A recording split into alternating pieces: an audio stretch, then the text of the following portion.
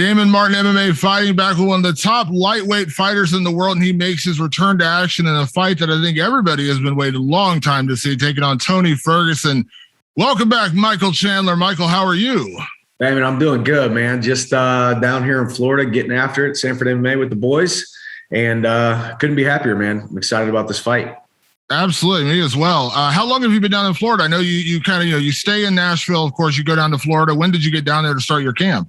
I actually started about 4 weeks ago. I'm doing a 10-week training camp down here. I'll train throughout the weeks and then fly back home on the weekends to see the family, fill my cup up, and then come back down here and get after it all over again, 2-a-days. And it's a little bit, I guess, unconventional, if you will, to be traveling every week, but it's worked well for me. And I got to get that family time on the weekends, and I also got to get the training in on the week. So it's kind of just a way to kill two birds with one stone. Absolutely. So let's chat about the timing of this fight, because we spoke a couple of months ago, talking about, I think it was right at the end of 2021. We talked about, what was going to come next for you after the war with Justin Gaethje. Of course, you won every fight of the year trophy across the board, including ours at MMA Fighting. We talked about the matchups that made sense. I know this fight with Tony Ferguson is one that came up right when you signed with the UFC. This is a fight that I believe was offered. So how did this come about? I mean, was it just the timing of it? Was it just a matter of getting it together? Because I had heard rumors, and please correct me if I'm wrong, that this actually got talked about like a while ago, but it didn't actually get finalized till more recently. Yeah, I mean, obviously Tony's been one of the names that we've wanted to fight since the very beginning. I mean, Tony's a legend in the division, huge fan favorite. People love to watch him fight. He's he's funny on the mic. He brings a lot of eyeballs and a lot of spectacle. So yeah, October 24th, when I came in and ended up being the backup for Khabib versus Gaethje, we offered to fight Tony Ferguson. He declined. We offered to fight Poirier. He declined. And I completely, it makes a ton of sense. Honestly, I was a guy coming in, didn't necessarily deserve in a lot of people's eyes to go out and fight one of the top guys right away. So people were, a little apprehensive to fight me. But then, Tony called me out a couple weeks later. I wasn't ready to get back into training camp. I had just spent, the better part of a year away from my family. So I wanted to go serve them over the holiday season.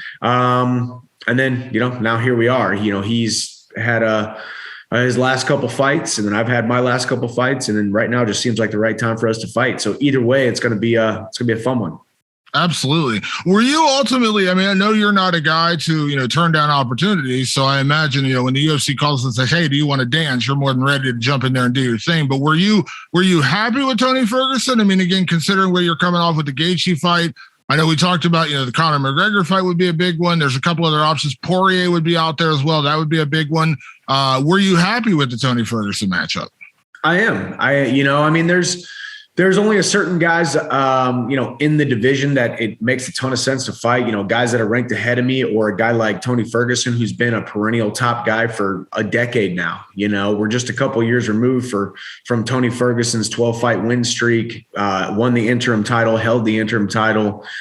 So we, it's a fight that we wanted. And, obviously Conor coming back, you never know, what he's going to do, what he's going to want to do. He's talking about fighting Usman at 170. He's talking about fighting for the lightweight title. He kind of comes in and has these big, grandiose plans. So maybe I fit into those plans soon. Maybe I don't. Either way, I'm fine. Either way.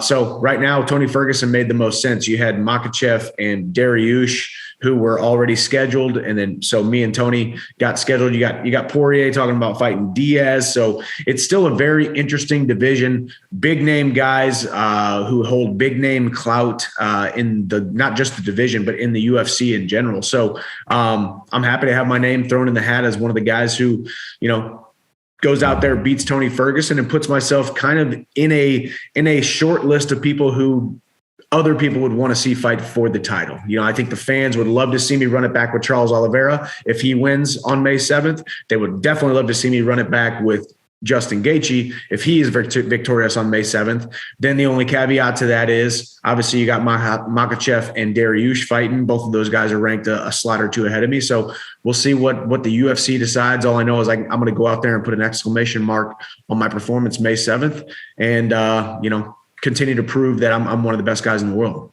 Absolutely. Let me ask you this, Michael, because when you look at Tony Ferguson, through his career, I mean, that incredible win streak he went on, he was by far one of the best lightweights in the sport. No doubt about that whatsoever. He proved that time and time again. And then, of course, he had the kind of heartbreaking situation over and over and over again with Khabib. He never got to fight Khabib, never really got a chance to settle that grudge, so to speak, never got a chance to settle that rivalry. And then, he's dealt with some losses. He had kind of I think a lot of people were surprised by, how one-sided the Charles Oliveira fight was. Of course, you had the Justin Gaethje fight where he was definitely in that fight, but then he ended up getting knocked out or getting stopped, I should say. The Oliveira fight, and of course the Dariush fight where it was a lot of takedowns, a lot of ground domination. I'll just ask you the honest question, Michael. I know you well enough to know that you're going to go in there and fight Tony Ferguson like he's Superman. But that being said, do you believe in your heart of hearts, has Tony lost a step?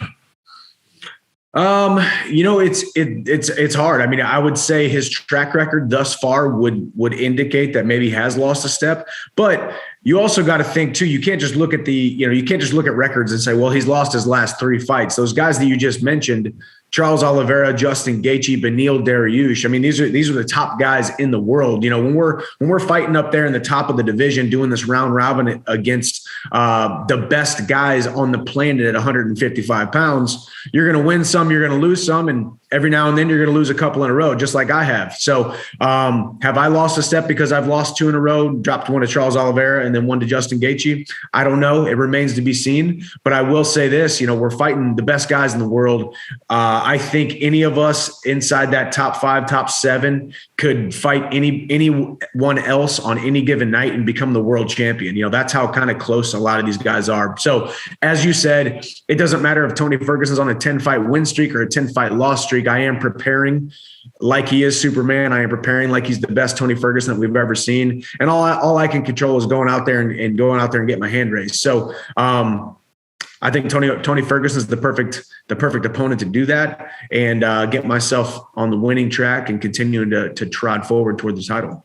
I'll answer that question for you, Michael. No, you have not lost a step. I'll just tell you that ahead of time. You have not lost a step at all. Well, that's whatsoever. That's the conundrum. I mean, I came into UFC and then and that's what I wanted to do. I wanted to be a man of my word. I came in saying I want to fight the toughest guys in a row. And did I fight the toughest guy right away in Dan Hooker? No, but I fought the toughest guy that said yes. As I said, we called out Ferguson. And actually, the UFC offered Ferguson. He said no. They offered Poirier.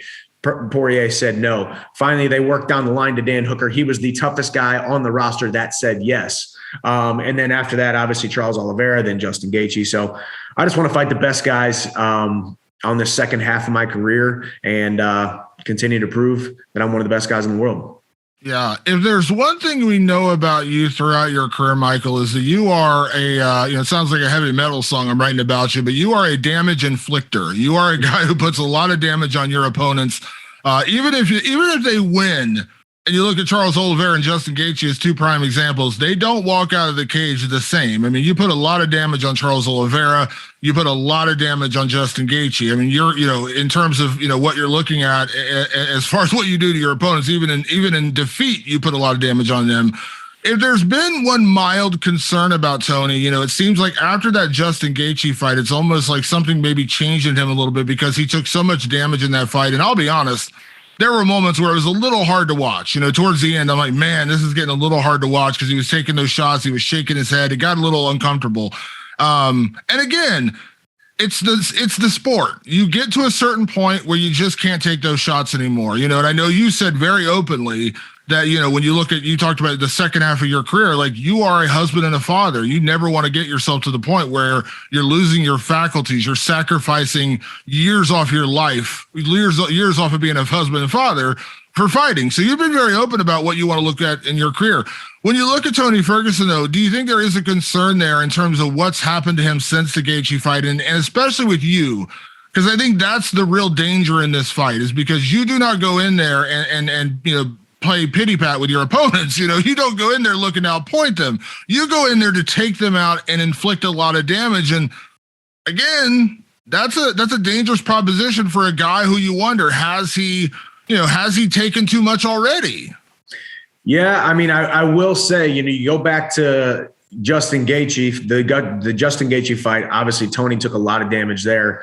But then I will say from a damage standpoint, he did get dominated by Oliveira. I think he got beat pretty bad by Dariush, but didn't take a ton of damage, which is great for Tony. But yeah, when you're talking about fighting me, man, I'm slinging leather and I am trying to separate you from consciousness. I am trying to do maximal amount of damage with every single punch and kick that I throw. So I think it's a recipe for Tony Ferguson having a pretty rough night.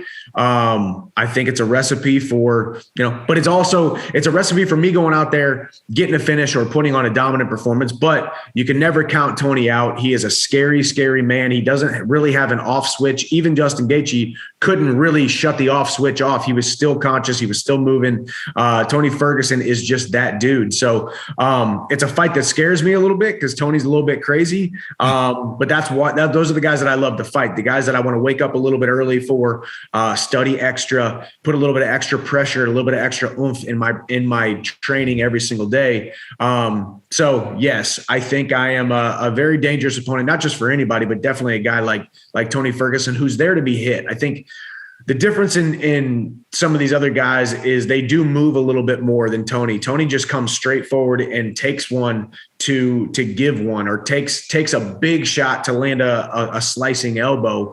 And, he's going to be fighting with, razor blades trying to cut me open, but I'm fighting with a sledgehammer trying to knock him out. So it's going to be interesting. And May 7th, I continue to continue to prove that no matter who I fight, I'm going to fight the exact same way. I'm going to get in your face. I'm going to keep you on your back foot. And I'm going to mix things up and try to go out there and get my hand raised. Yeah, and when you say that like that, I mean, listen, when I talk about the Gaethje fight, I mean, I think it's a culmination of things, right? Because you look at the Landon Venata fight, you look at the Anthony Pettis fight, you look at Tony, he's always been a guy who's had an incredibly good chin, incredible durability, but it does catch up with you eventually, and defense has always been maybe one of his bigger issues. And weirdly, it's funny to say this, we just went through a freaking fight of the year with Justin Gaethje, but defensively, you've always been a pretty strong defensive fighter. I know people are going to say, what are you talking about? He gets into wars. You do get into wars, but you're not a guy who has typically gone out there and just, absorbed brain damage, left and right. Even though you've had crazy fights, that's not typically who you are. So again, it is a concern, right? Like, if you hit him a couple times, you'll see it. I know you recognize it. Will he still be there? Is he still, in the fight? I know you have that killer instinct. Yeah, and that's the thing, guys take shots and some of them get timid. Guys get hit pretty hard. They start to second guess things. They start to pull themselves out of the fire instead of pushing themselves into those exchanges. That's one thing about Tony Ferguson. He's never once shied away from the battle, from the clashing of himself with his opponent, meeting in the center, keeping the pressure on. That's how Tony fights. That's how I fight. I think I'm a little bit more skilled, a little bit more powerful, have a little bit more tools in the tool chest to be able to finish Tony, both in a dominant fashion with my hands, or even taking him down and getting a submission. Whereas Tony, he's there to be hit, and he's always been kind of an accumulation kind of guy, always leaning on the fact of knowing that he can continue to put pressure on guys, and guys will eventually wilt. But I think I've proven time and time again, it's going to be very, very hard to make me wilt. I'm going to keep coming forward. I'm going to keep attacking, and I'm going to keep trying to finish you.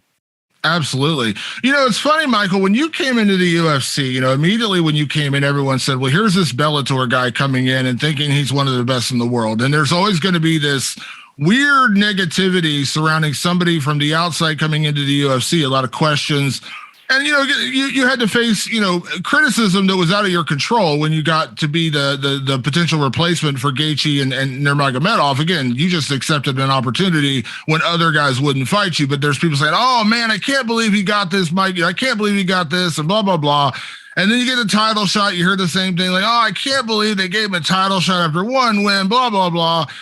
But do you feel like you have started to turn a corner with UFC fans in terms of who you are? Because now we know who you are. Like anyone that didn't know you as well coming out of Bellator, we know what kind of fighter you are. You went in there and knocked out Dan Hooker, incredibly impressive performance. You gave Charles Oliveira an incredibly tough time. Credit to him for weathering the storm and coming back. And then Justin Gaethje, we know the kind of damage he puts on people. And you had him, taking a second step backwards a couple times in that fight, which Justin Gaethje just does not do.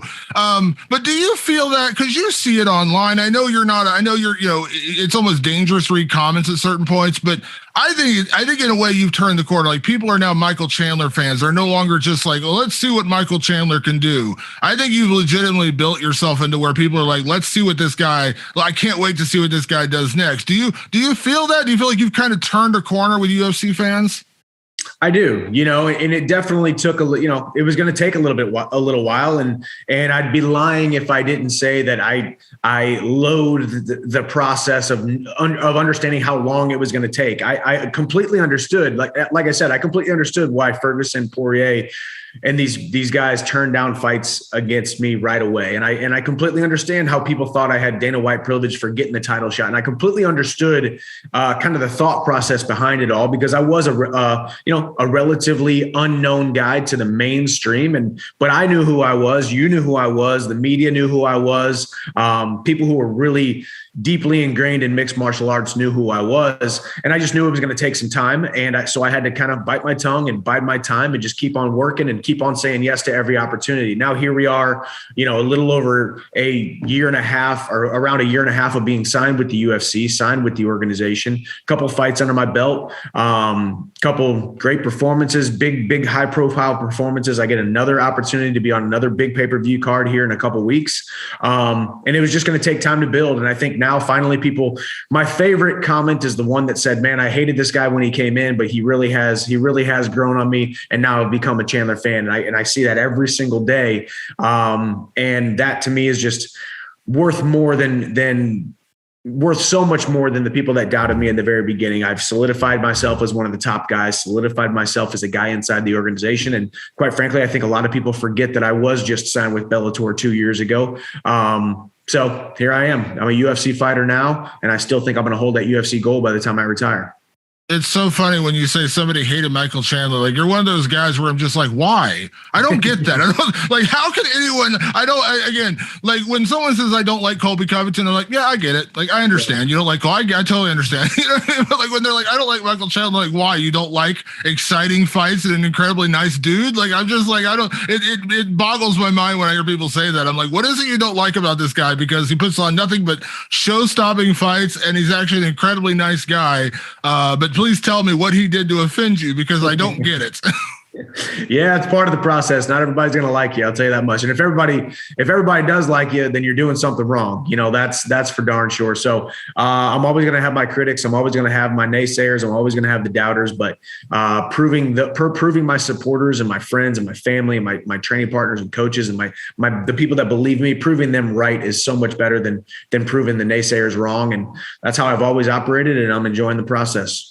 Yeah, absolutely. Of course, we know that, your fight is also going to coincide with the lightweight title fight with Charles Oliveira and Justin Gaethje. And I know you've given your opinion on this several times, so I'll try to attack it from a different angle. But it's a weird one because you have experience with both guys, and you had very close fights with both guys. Again, you had both guys in trouble in certain points in those fights. So I know ideally you would gladly take either one of them again, whoever's the champion. But when you lean, I know you've said, and correct me if I'm wrong, I believe you said you believe Justin Gaethje will get the win.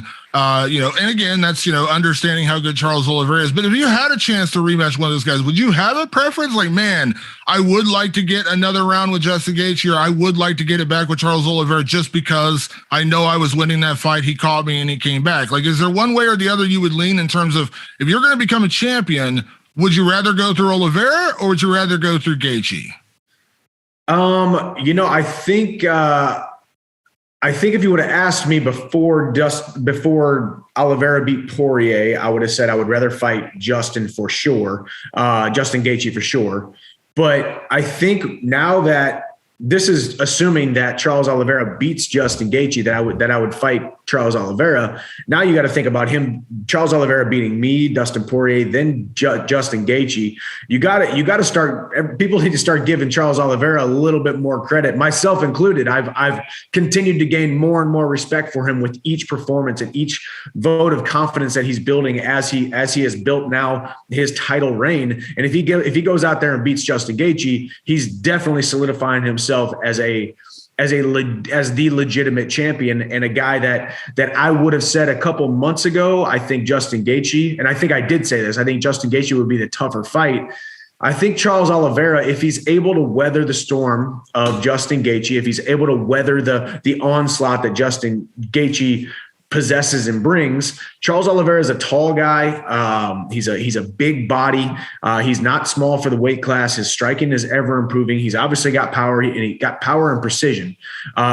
So if I had to choose, though, I think from a hype standpoint, I think the fight between me and Justin Gaethje is the one that every single mixed martial arts fighter or fan on the planet wants to see, for sure. I do think Charles Oliveira, for me personally, might be a easier path to victory, but not by much. Only because I know who I am and what I'm going to do if I step in the cage with Justin Gaethje, and what you saw at Madison Square Garden. That's how I'm going to fight, most likely. So I'm going to need to rein it in if I fight.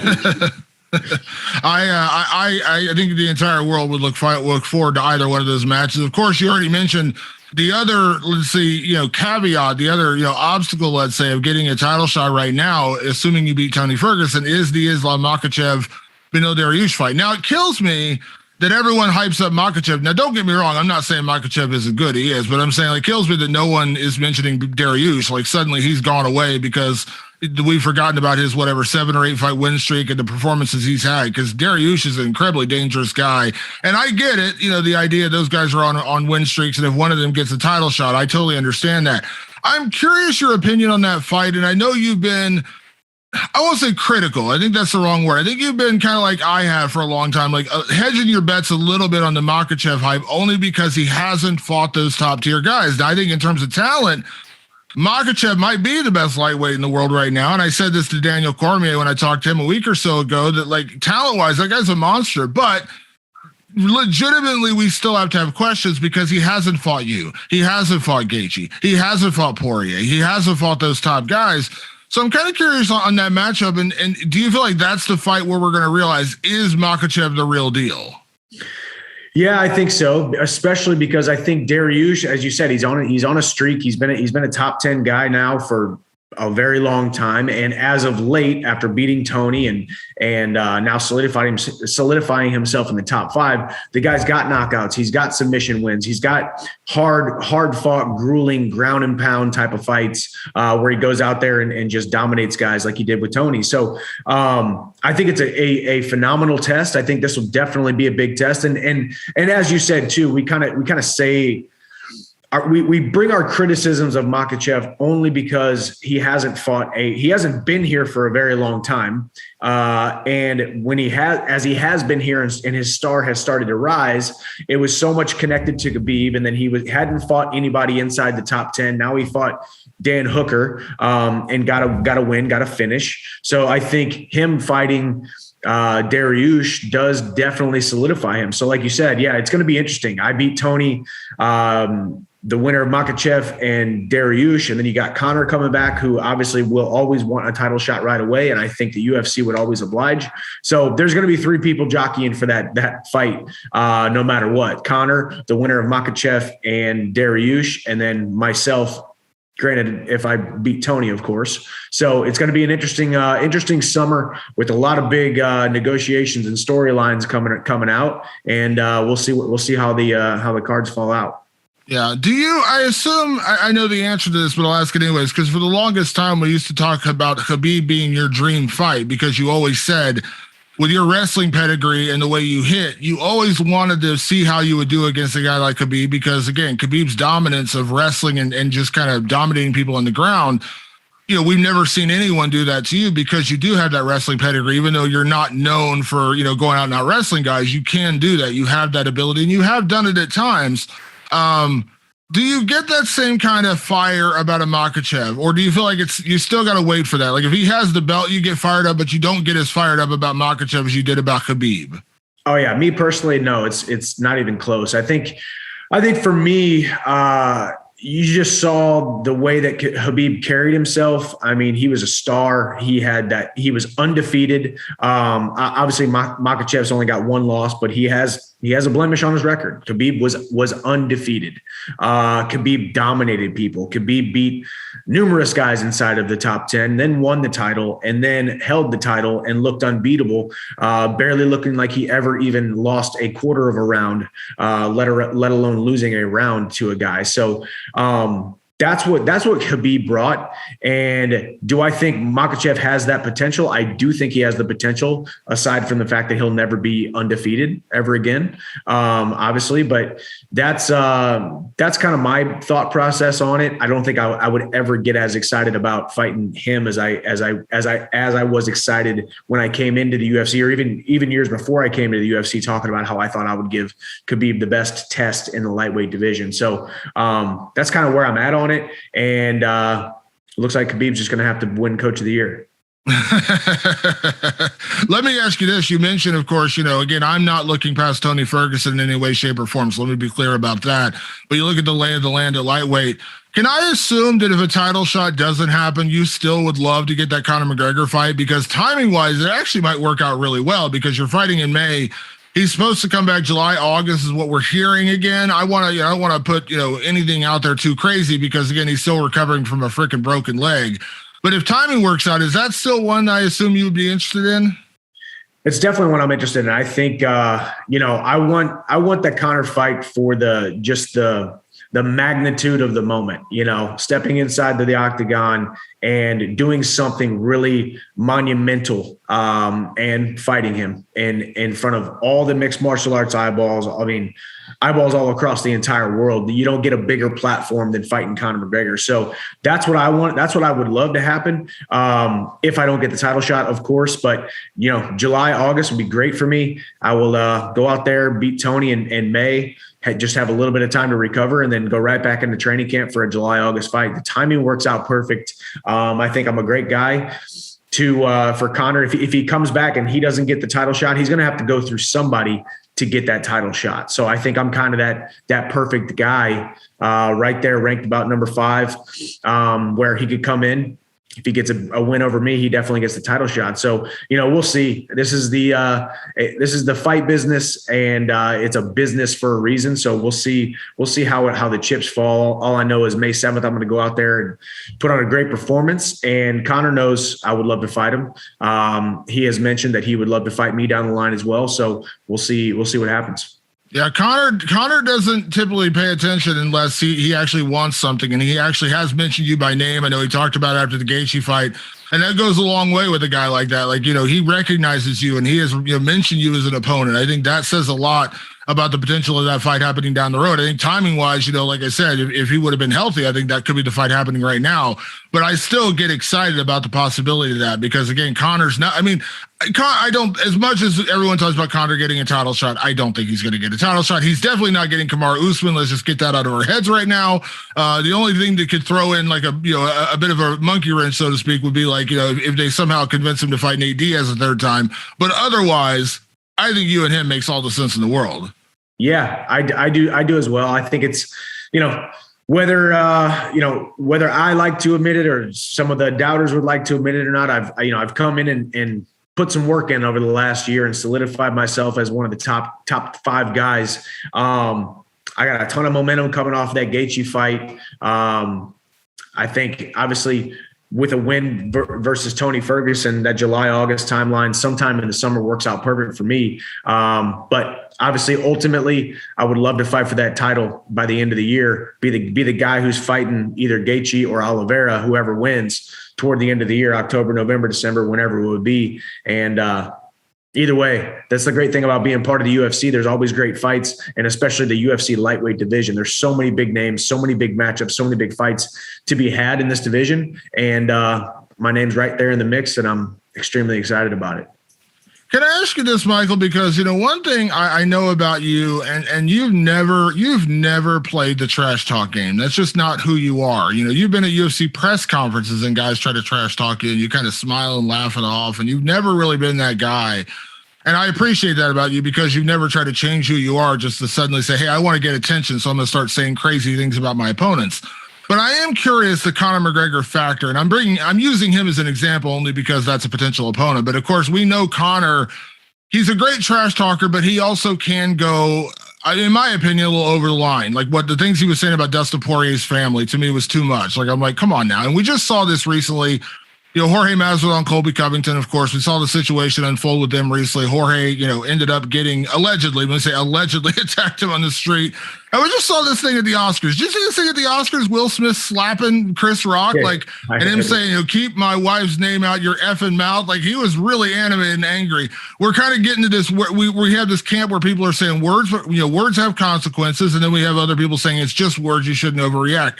I'm only asking you this question, Michael, because there is a potential you fighting a guy like Conor where maybe he won't. Maybe he'll be the nicest guy in the world. He has pulled that off before, but we also know the other side where he will attack you in very personal ways and very ugly ways, which I don't like. I think Conor's smarter than that. I think he's better than that, but he has done that in the past. So I'm curious your thoughts on like this trend now where we're seeing people like words have consequences.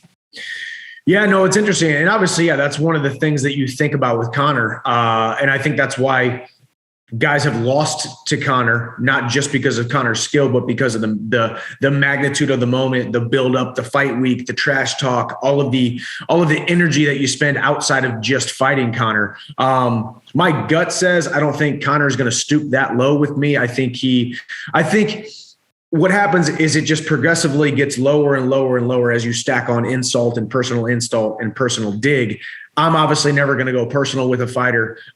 So I wouldn't see Conor going too far with that. I think Conor would trash talk and build the fight, hype the fight, try to get in my head, of course, but I'm very confident in my ability to withstand that, and not just withstand that, but also fire back in an intelligent manner. As you said, one of the greatest things that we love about Conor McGregor is his trash talk wasn't just personal insults. It was calculated, intelligent, research-rich type of things. You could tell that the man did his research whenever he was going to attack somebody, whether it be attacking their fighting style, attacking their attributes, both positive or negative. And it was honestly just beautiful to watch. So I would be ready for it. I consider myself a guy who would be completely okay with getting into a linguistical jiu-jitsu battle with Conor McGregor, a battle of wits, if you will, and keep it pretty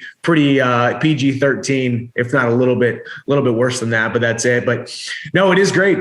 Words do have consequences. What happened at the Oscars was a little bit weird in the sense that it was it was comedy. It was supposed to be comedy. Everybody was free reign there. But Will Smith said, hey, this is where I draw my line in the sand. Don't talk about my wife. And he got himself a little five-finger smack. And everyone's been talking about it all day. So it was definitely interesting. Yeah, I said this. I talked to Anthony Smith the other day, and I said this, and was like, listen, I'm not justifying anyone attacking somebody for that, but at the same time, I get it. Like when it gets to that personal level, like it gets ugly. And I listen, I'm not justifying Jorge Masvidal attacking Colby Covington on the street. I'm not, justifying Will Smith smacking Chris Rock. But again, words have consequences. Words matter. It's just like the Colby Covington thing. I said this to a lot of people. I said, listen, Colby, when you keep going and keep going and keep going and keep pressing that button, you're eventually going to cross the wrong guy and it's going to come back to haunt you. And Jorge Masvidal is not that guy. He's a guy who fought in Kimbo's backyard. You're not going to say that to him and not think he's going to come back at you at some point. Apparently Will Smith is that guy too, which I didn't really imagine that would happen. But like I said, there's some people you just got to know there's a line and you shouldn't cross it. Yeah. And George Masvidal is definitely that guy. And we've always known that he was that guy. So we knew it was going to boil over eventually. But I think sometimes too, in this sport, we think we are living in an alternate universe where we can just say whatever we want to try to hype and sell a fight. But ultimately, at the end of the day, we are just human beings. We have heartbeats just like everyone else. We look and feel, and people see us as superhuman sometimes. times, but man, we're just normal people, who came from normal towns and built our way up and scraped and clawed to get to where we are today. We all have doubts, insecurities, and fears. We all have families. We all have struggles. And I think at some point, there's certain guys in the sport that just completely think, well, I can just say whatever I want because it's entertainment. I've never been that guy. I've never wanted to personally attack somebody, not just because of the moments in which all the eyes are on my opponent at this personal attack that I just made, because it says, but because personal attacks say so much more about me than they do about the person that I would be personally attacking. So that's kind of how I've always operated. It's worked well for me thus far. Maybe it's not a lot of people's cup of tea. Maybe people think I'm a little bit too vanilla, not exciting enough because I don't trash talk enough, but I am who I am and I'm completely secure with who I am. And I let my fighting do the talking. Absolutely. Last thing before I get you out of here, Michael, of course, everyone knows you're down at Sanford MMA training. That's been your home gym for quite a while now. And next week we have a massive fight coming up in the welterweight division. Your teammate, Gilbert Burns, is going to be taking on Khamzat Chimaev, another one of those guys who everyone's hyping up, everyone's talking about, everyone's buzzing about, but he doesn't have that resume yet. And I said this, to Vicente Luque. I spoke to him recently. Of course, Vicente and Gilbert are incredibly close, very, very close friends. And I said, I think Khamzat's an animal. I really do. I think he's an incredible fighter, but I just said, it's crazy. It's crazy to underestimate Gilbert Burns. This is a proven top welterweight in the world, to just completely discount him. And I think he's like a 6 or 7 to 1 underdog, which is just utterly ridiculous to me. I'm curious, as a guy who's in the room with him, and you're probably going to be in the room with him later today or tomorrow or whenever. Are people just so hyped about Khamzat they're losing sight of Gilbert, or is there a little bit of shade being thrown on Gilbert that we're just like forgetting that he's one of the best welterweights in the world right now? Yeah, I will see Gilbert here in about 2 hours at our nighttime practice. We've been training together every single day. And truth be told, I've been around Gilbert for about the last decade. And I've said this about him numerous times. I think he's one of the most professional guys, a guy that actually lives it. Whenever he shows up, he's there on time. He puts his best foot forward. He operates with integrity in all aspects of his life, from what I've always seen over the last decade. So couple that with the fact that, yes, he is an absolute monster inside the confines of mixed martial arts competition. Now, don't take anything away from Khamzat. I think we are seeing a perfect mixture of hype mixing with continued promotion, continued with the UFC pushing him, of course. But Khamzat's the real deal. I will say that, even though Gilbert is my friend, I think Gilbert still has the edge in the fight. I think Gilbert wins the fight. But Khamzat has proven himself to be an absolute animal and a future champion in the UFC. So to me, it does seem a little bit bananas that Gilbert's that much of an underdog, but the hype is real. Khamzat has been able to, sway the bettors, if you will, to keep himself as a big time favorite. But I think April 9th, you're going to see Gilbert go out there and rise to the occasion. Every single time that Gilbert has his back up against the wall, like a situation like this, he's come out smelling like a rose and done extremely well because that's how he lives. That's what he lives. So my prediction is Gilbert goes out there and beats him. I think Gilbert mixes it up, hits him with big shots that Khamzat's never been hit before, and goes out there and gets a pretty dominant decision. So I got to ask real quick. One of the most enjoyable things I ever got to see was I was at American Top Team a few years ago, and I actually got to watch a sparring session between Dustin Poirier and Jorge Masvidal. Now, those guys are teammates. They're different weight classes. They're not going to fight. I don't think they would fight regardless, but it was just fun to watch two guys who are never going to fight each other go into a sparring match. And, of course, sparring is not fighting. We understand that. Can you give me a little insight what it's like when you and Gilbert spar? Because I have a feeling that would be a lot of fun to watch.